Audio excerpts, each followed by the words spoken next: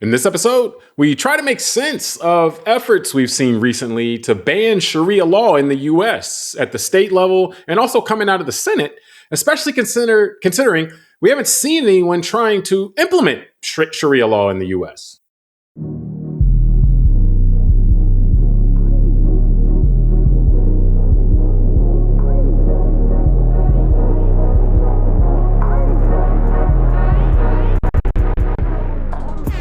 Hello, welcome to the Call Like I See It podcast. I'm James Keys, and joining me today is a man who's tall enough to appreciate it when people call him Big Papa, Tunde Ogunlana. Tunde, you ready to hit us today with some of that machine gun funk?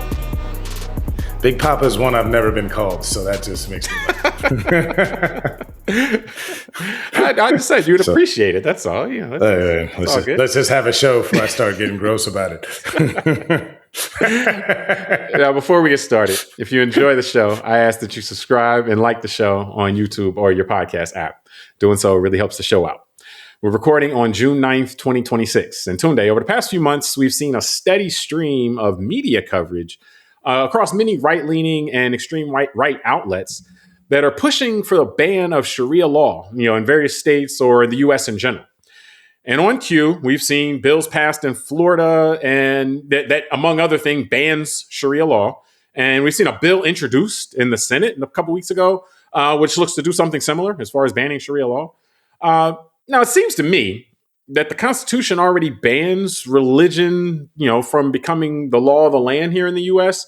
So there's that. But also notable is that there doesn't seem to be any effort or any efforts going on in the U.S. to enact Sharia law.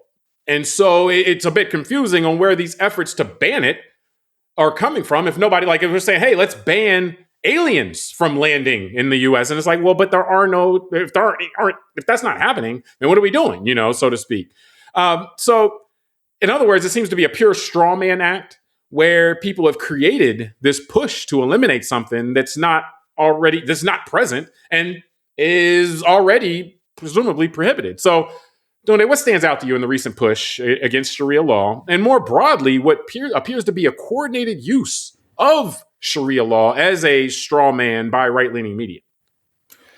I mean, a lot stands out to me, which we'll discuss in the show. But I think something you just said, actually, I want to touch on it because it's important, which is you said that the Constitution already dictates what religion, how it should be treated in the country. Yeah, no religion can be the law of the land, no religious law, all that kind of stuff. Yeah. Correct. So that's really, I'll start there, which is just the competing narratives we have in our country, right? Like that, you and I know this. A lot of people that aren't you and I also know it. And a lot of people claim how much they revere the Constitution. And we've had this kind of conversation of the Constitution kind of being treated like the Bible sometimes, where people will cherry pick things that they like out of it. And then they will, not talk about the things they don't like and all that kind of stuff. So clearly, this is an example where the people who are targets, the audience that are the targets of this messaging are either ignorant to the Constitution or they've chosen to ignore, what it says.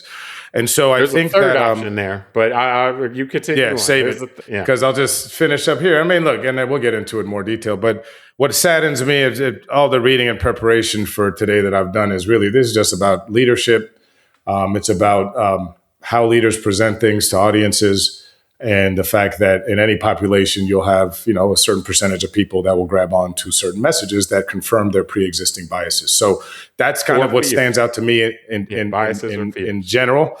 And so pass it back to you for your comments. The fear word is the key word here, because to me, what this is a overt attempt to take advantage of people who are overly triggered by fear. Because if you stop and think, this makes no sense.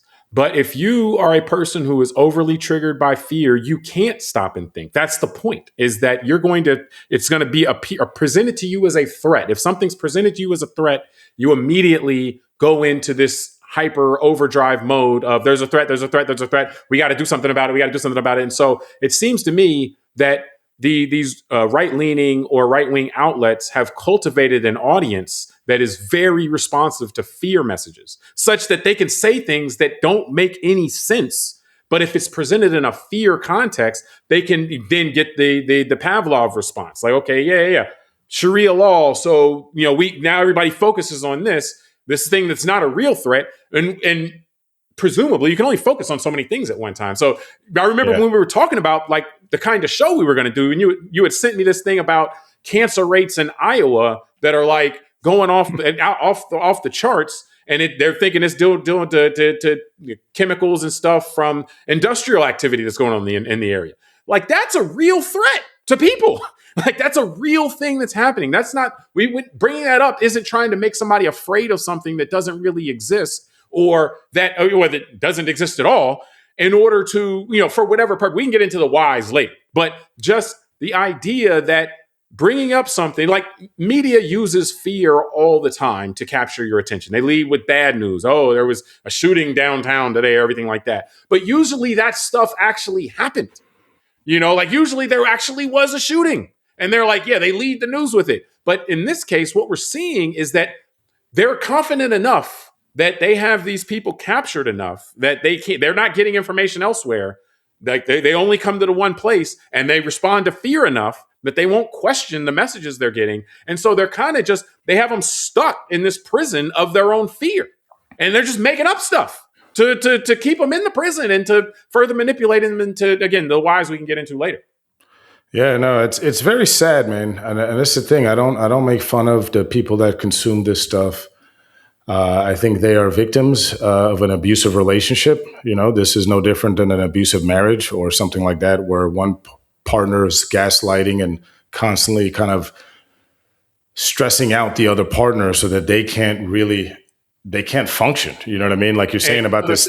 About that though, remember, like they always say, hey, don't listen to what anybody else says. Like don't. Oh yeah, exactly. Yeah, this is classic authoritarianism. And again, whether it's authoritarian, you don't even have to bring authoritarianism, because your relationship, your comparison to an abusive relationship isn't necessarily authoritarianism. That's just kind of the abusive relationship. I thought that was a really good analogy. No, I know, but that's I'm just making a greater point that the authoritarian type of mindset, whether it's a leadership like a political class, or whether it's an individual in a home, or let's say a professor, right, a teacher, someone like that, or someone at work, is the things that they share is that they don't want any new information coming into their target, the people or the person or the group that they want to keep under their control, because new information is threatening to them. And I think you and I have had these in private conversations, right? We kind of, when we go out 30,000 feet, we call it cooperatives versus non-cooperatives. This idea that just some people are wired to be open-minded to other things and new people, whatever, and other people aren't. And I think that there's leaders who have reasons that they want to manipulate people in a population. And one of the ways historically that's been showing is fear. And I think the Sharia law thing, to me, it swims in the same sandbox as the transgender fear, because out of my own curiosity, I just was like, I wonder how many Muslims are in the United States. So I went and checked, 4.3 million. It's around 1.3% of the U.S. population. And then I decided to look up trans, and 0.8% of U.S. adults are considered trans over 18, 1.8 million people. So these are very small numbers. And I think just like the Jews in Germany, which were 0.75% of the German population in 1933, when you have a group that's small enough that not enough people are connected and all that, unlike, let's say, Black Americans who are 14%. So a lot more people in the majority group have had exposure to Black Americans, where it might be harder to make such a case to put such fear into the population. But that case is also made, though. So, I mean, that case against Black for fear purposes. But it seems like you said, this is where, to me, it's interesting, this conversation about Sharia law, because it's made up out of whole cloth. And so I decided to look at what's going on in the States and how is this now coming back up. Before you go past that because that to me is the distinguishing point. Like, whatever you think about the trans thing, there are trans people. And so that's a scale issue. Maybe they're making it a bigger deal than it would be based on the number of people. But in this instance, there aren't people trying to do what they're trying to stop from happening. And so it's a made up even issue. more, like it's even more made Great up in that sense. Replacement, which again, Great Replacement, I think is very deceptive, and it's meant to prey on people who are overly dominated by fear, who can be made afraid, and once they're made afraid, they can't do anything else. They get, they're marked, so to speak. At least there is immigration. There is an immigration. It happens, and so at least you might over exaggerate what's happening, but you're talking about something that's actually happening. This is something that's different because it's not happening. There's nobody pushing for it, and so it shows you the extent of that they're willing to go and the confidence that they have these people captured. Because this is quite a bold thing to just make up something and run with it like that. What this looks to me, James, is more of a coordinated effort. There must be other things going on that they don't want this audience to see or to learn about going on in politics or the nation. And they, like you said, maybe things in Iowa going on. And they want to put their audience in a state of fear so that they can't think of the other things. And I think it's sad. That's why I said it's sad. It's like preying on American people.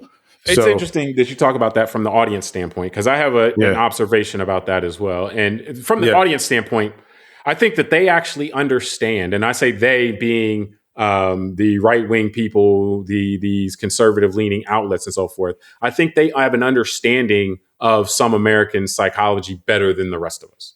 One of the things that I look at when I look at history, a time in the United States where there was all this crazy stuff going on, but people still stuck together a little bit more. Like right now, the partisanship and so forth is ripping us apart in ways that maybe have parallel. Obviously there was a civil war, but the way it's so easily manipulated and the differences aren't that large. There were bigger differences. There were bigger asks of people when things were this disjointed in the past than there are right now. Now the asks are kind of like, hey, let's have everybody obey the law, or not. Let's not have everybody obey the law. Like the asks are kind of they're marginal. And what I think they understand that the rest of us don't is that there are many people in any society, and then they've been able to kind of, I guess, coalesce these people into a single party or movement or whatever, that they don't organize under the spirit of cooperation as much as they organize under the spirit of that we have to stop some enemy. They need to be given an enemy. This was easy when there were the communists and the Russians. We could all, everybody, like in the United States was like, oh yeah, we the Soviet Union, we had, and so we could all organize together off of this enemy. Japan bombs Pearl Harbor. We can all organize together about this enemy.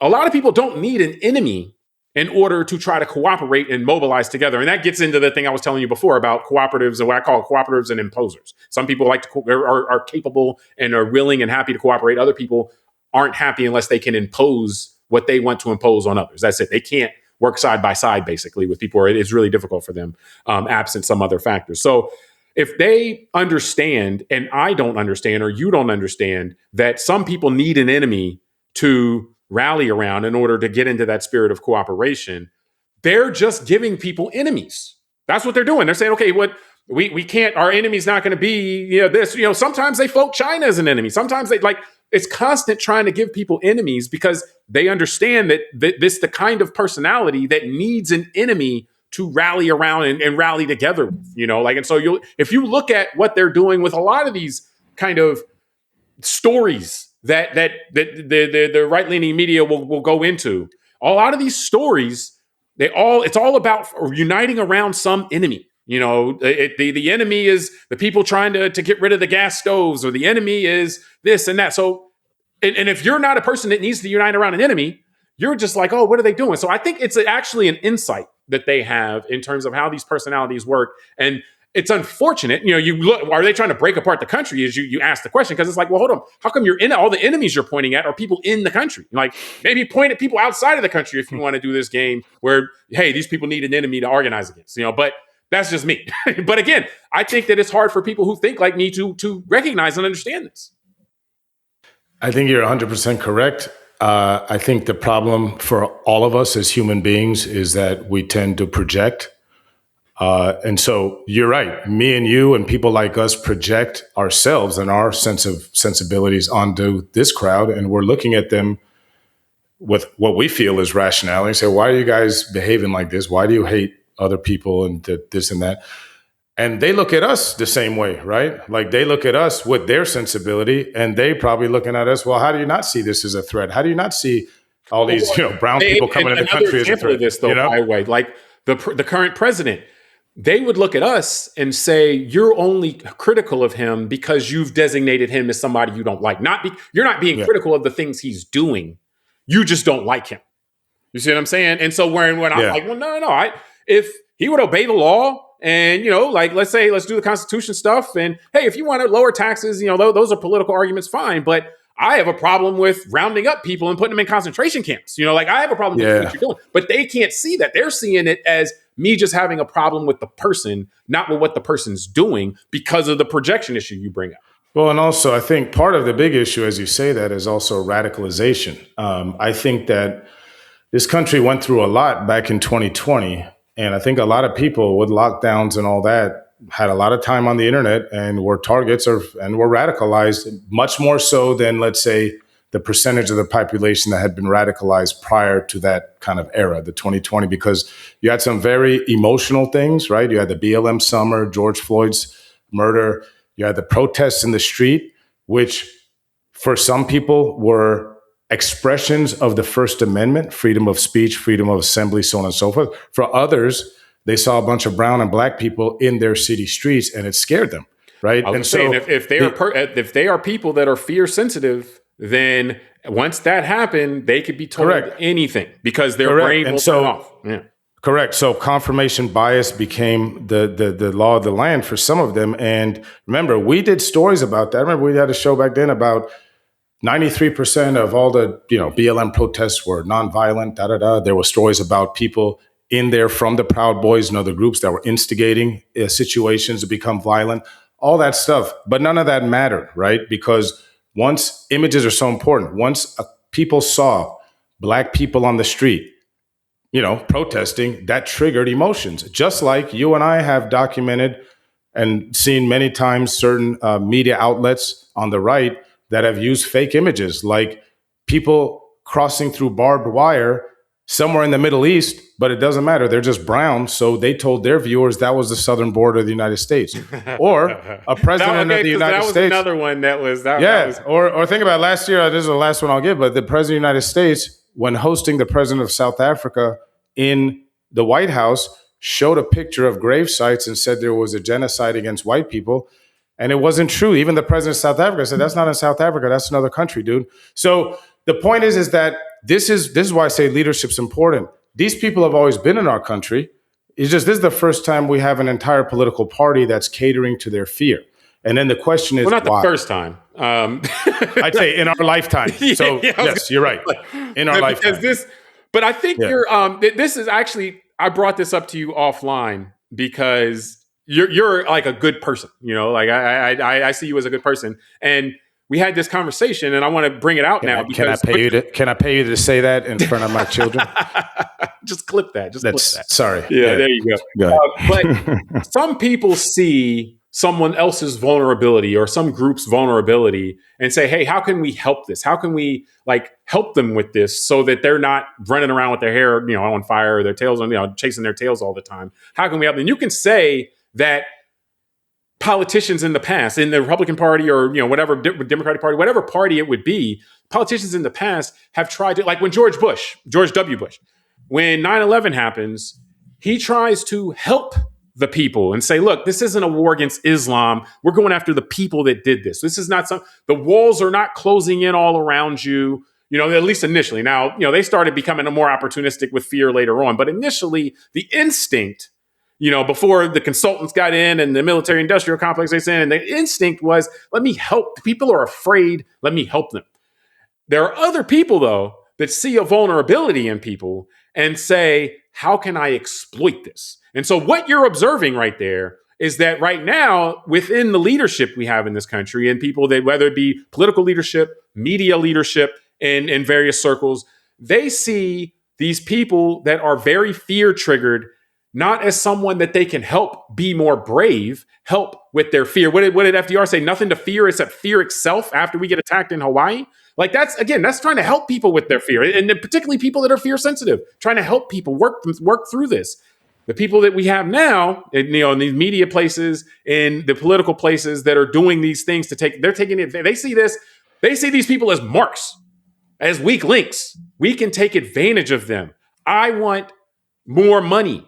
Let me get them chasing some ghost, and then they'll support me as I just enrich myself. Let me do this. I can create stuff out of thin air, have them all afraid about that stuff. So they're constantly thinking about things and dreaming up ways to make these people run into their fear cave so that they can support them while they do all these other types of crazy stuff. And so that's really what we're seeing here is the different types of leadership. Do you have leadership that when they see you struggle with fear, or the fellow Americans struggle with fear, they try to help them, they try to bring them up, they try to make them more brave? Or do they say, we got one. It's about to get... I think... and that's the problem that we have. Yeah, you're right. We know by their behavior, the answer is what you just finished on, that they say, we got one. I mean, one of the things that let me sell them a gold phone, a gold-plated phone, or a gold phone that looks gold. We got them.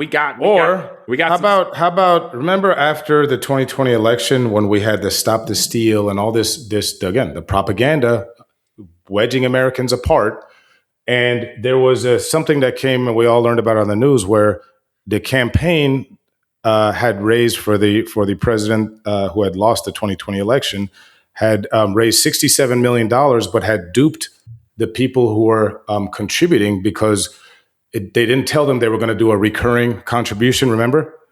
So they had to return $67 million to 500,000 individual donors. And I remember that's the kind of first time I really started thinking about how they're grifting their own people. I was like, wow, that's just bad. You're lying and you're basically stealing from people, and you got busted. So, but you said something very important, James. I want to make sure that gets highlighted because you talked about the military industrial complex. And one thing that I've kind of realized is we have other industrial complexes that have risen up since Dwight Eisenhower's famous 1960 speech about warning Americans about the military industrial complex. That's the technology industrial complex, which is now seeded. Which is bigger than all of them. Yeah, but think about it, Jay, on a serious note, that's why I want to mention this. Remember, last year in early 2025, they ceded responsibility for misinformation, right? Yes. Mark Zuckerberg said, I'm no longer going to care about. So they're part of it, like you said and we did a discussion this year that 10% of Facebook's revenue, knowingly, they know this, comes from them allowing their own users to be scammed by scam artists. Oh, hold on. Remember the key part about that. They charge the scammers more than they do legit ads. So they know that, you're Correct. A scam ad. You got to pay this rate. So that's my point is it's like proving that our system leadership now, that maybe they're not political leaders, but they're business leaders. They're corporate leaders, right? These big companies. Then you have the financial industrial complex that, what do we just do? The richest man in the world last year was allowed to be co-president for 5 months and destroyed the Consumer Financial Protection Agency. So looks like the financial industrial complex got a win, and they can now prey on us even easier. Because remember the stats, James, just for the audience, that cost the taxpayer $800 million, that agency, the Consumer Financial Protection Bureau, and it recovered $21 billion from financial institutions to consumers that got wrong. And it was Correct. A deterrent. Its existence was a deterrent, yeah. So who would have thought we'd bring the richest guy in the world into government and he would just do something like that? Wow. And then you have who had multiple complaints and had multiple issues dealing with that agency. So that's my point, is that we now have leadership, not just politically, but in the corporate world and some of these other areas that also has followed the political class and said, okay, we'll take all these guardrails off and we'll prey on the American people. Let's not even get into food and pharmaceuticals and the things, you and I can talk about all day. Then the next thing I was going to say, James, is, it's like you said, support me while I enrich myself. I wrote that down. I want to just stop on that. That's so good because I just shared an article with you, I think a week ago. One of the things I've had a big problem with, James, you know this because of the industry I am personally, of financial planning, capital market stuff, is Congress having access to inside information and trading on it. However, I was surprised that the president himself disclosed in a financial disclosure, like in the last 2 weeks, that he personally has made $750 million in 90 days in the first quarter through trading. And we're looking at things that we can see now because of the transparency of the markets, where during the initial month of the Iran war, when they were going to bomb oil fields or make announcements of ceasefires or not, trading activity would happen within 5 to 10 minutes before. And some people made fabulous sums of money. And to your point, James, I think this is why we got to hear about Sharia law. I guess let me land a plane a little bit on this one, is because there's so much other stuff that's absolutely serious that I think that the American people would be horrified with if, at least this percentage of people weren't shielded from. Well, I was going to say a large number of people are bothered by what's happening, but they've been able to gather this group of fear sensitive people and keep them in this scary world cocoon where they're their protectors. Like the people, the president or the Zuckerbergs or the Musks of the world are the protectors of all of this scary world. And so they tell them the world is so scary, and then they say they're their protector. And so, I think that we really have to look at as the rest of us, so what do the rest of us do? Because you've said it to me before, you call it interference. We have a selection of people in the country who have decided to just run interference on the rest of the country the whole time. And they've got their marks, so to speak, the fear sensitive people. So what do the rest of us do? I think one of the lessons we have to walk away with, and this isn't to take advantage of people, it's to understand that to stop projecting your spirit of that things can all work based on solely on cooperation. Stop projecting that on everybody, because it's just not the way everybody's mind works. Some people need to be working against something. And so give them something else to work against, whether that be what's happening, Russia and Ukraine. That could be something, an organizing principle for some people. There's plenty of things going on around the world that we can say, but we can say that, hey, let's have this. Let's give people who need an enemy. And because really the most destructive part about what's happening here is, I mentioned earlier, is that the right-wing ecosystem, the enemies that they give the fear-sensitive people that are in those ecosystems are their countrymen. That's the biggest problem. You can't have a country, what did you say, Lincoln? A nation divided itself against itself can't stand.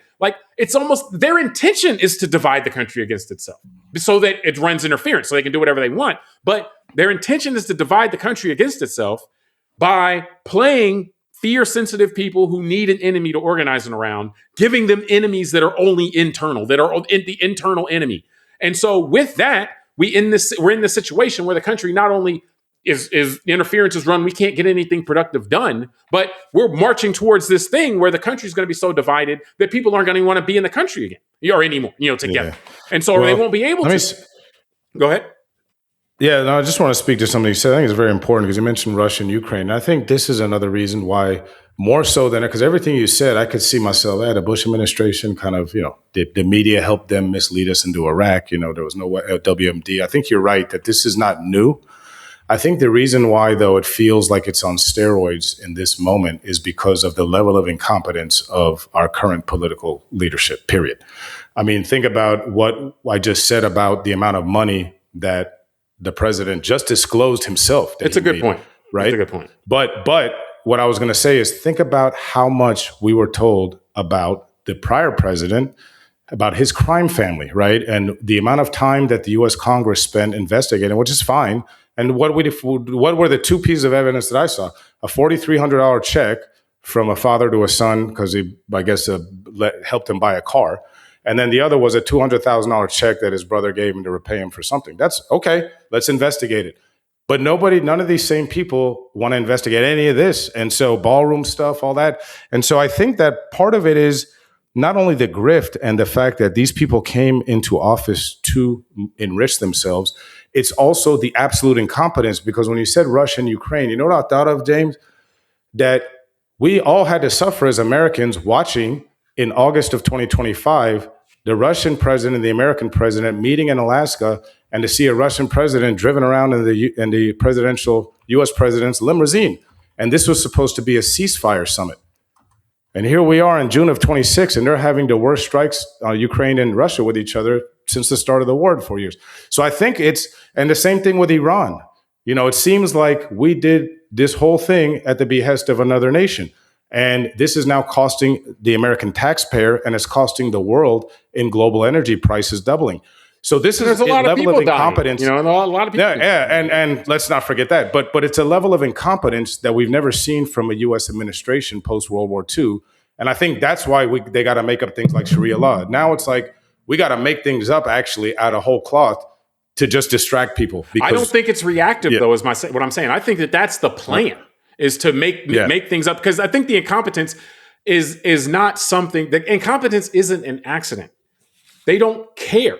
They're not in office to be competent stewards of the nation. They're in office to make money for themselves and their family and their friends. They are not incompetent at that.